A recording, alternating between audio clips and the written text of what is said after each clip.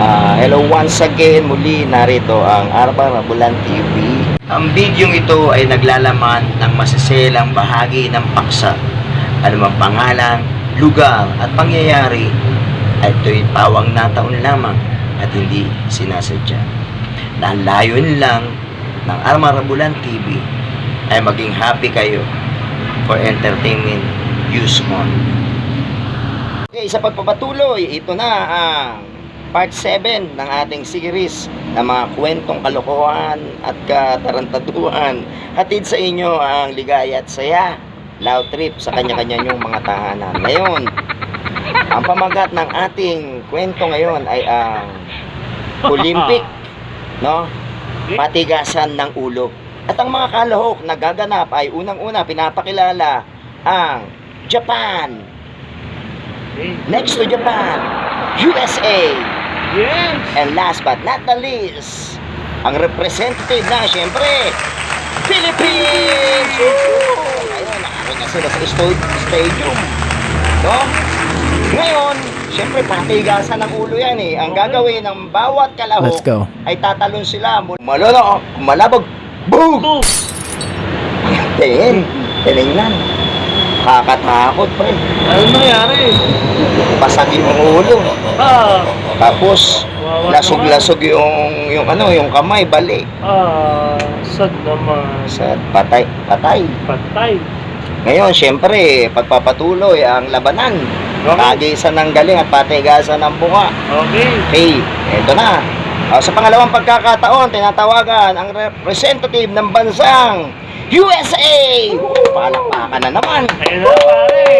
Chinichiro, come on! Come on, go! Sabing gano'n, no? Siyempre, lahat masaya. Siyempre, USA yan. Ngayon, eto na, pumorma na yung representative ng bansang USA. Tumalon. Siyempre, pataas yan eh. Oo. Stapler pa naman. Gumalabog. Boom! Paggalabog, napatigil yung mga tao, tiningnan. Bakit kaya? Siyempre, 16th floor yan eh. Oo. Walang malay. Ano? Medyo humihinga pa. Hingalo pa, gumagano. Buhay pa, gusto pa, lumalaban pa, gusto mabuhay. Lumalaban, okay. Oo, pero hindi nagtagal, yun. Ano Patay. nangyari? Patay. Kawawa nga eh. Sad So, ngayon, siyempre, Pilipino na eh. Ayun na, yun. Siyempre, pag Pilipino, Siyempre naman. relax lang siya. Oh. Kumipito pa. Oh. Siyempre, eto na. Siyempre,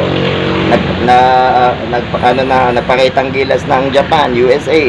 And now, meron pa tayo, sabi nung announcer, we have one representative. Sabi ka naman, na natitira.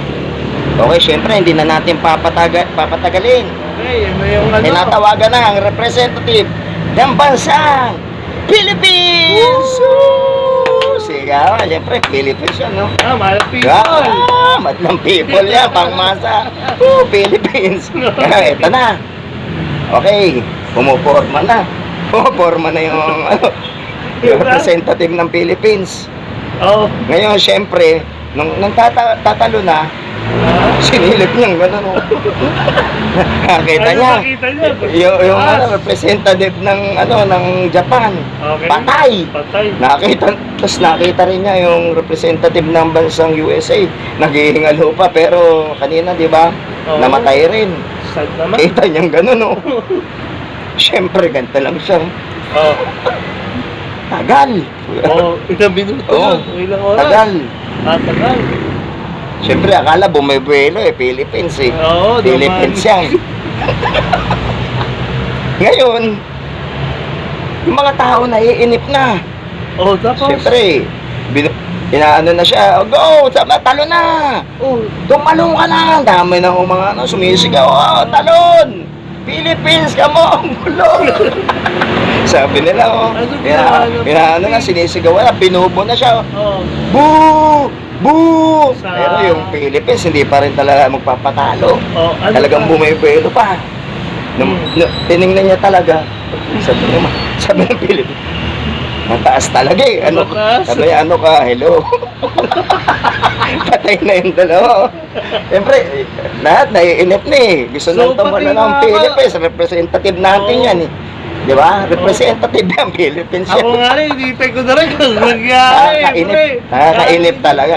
Hanggang inabot na sila mga 5 oras oh. Oh, Hindi pa rin tumatalon talaga.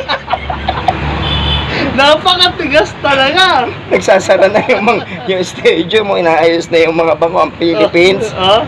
Hindi pa siya talaga papita-pita pa. Ah. Nangingi pa ng kape, pahing kape. Ganong katagal. Ano? Kaya syempre yung mga tao, naiinip na gusto nang umuwi niyan eh. Kasi meron pang next na event. Oh, Boo! Binubo na talaga. Oh, boo! matigas talaga, ano? Ngayon nag-isip ang Philippines. Oh. Pero nung nakita niya, patay yung dalawa eh. Ah? Sabi niya, ano ako? Buwis buhay. Hindi ako tatalon dyan. Philippines. Alam mo naman pag Philippines. Kaya hanggang sa umano yung event, hindi siya talaga tumalon. Hindi siya tumalon. Yun nga no. So sabi ng announcer, kailangan nang tapusin, no? Yung labanan. Kaya in-announce niya, okay, ngayong gabi, na-announce ko na meron ng nanalo. Yun nga nakapag- Siyempre, yung Japan. Inisip nila, panalo na sila kasi patay yung ano nila, buwis buhay. Oo. Ganon din yung bansang Amerika. Di ba, naghihingalo na, pero naitaguyod pa rin yung labanan. Di ba, napatigasan ng ulo. Kaya, eto na, Ayun na nga. nagulatan lahat. Nung Doon eto din ako na, nagtataka eh. nagulatan lahat. Yung sinabi ng announcer, okay, may nanalo na. Okay, ang nanalo ngayong gabi sa patigasan ng ulo. Hindi nga lang ang ulo, sama na natin pati ang mukha. Oh. Ang nanalo ay Philippines! Woo! Bakit siya nanalo? Yun nga, Kasi di ba labanan, patigasan ng ulo. Okay. Oh. Ang Philippines, kahit na anong mangyari, nanindigan siya na hindi siya tatalon. Yun. Ah. Tigas ng ulo niya, pati ang mukha kasama na. Kaya nanalo ang Philippines! Woo! Yay!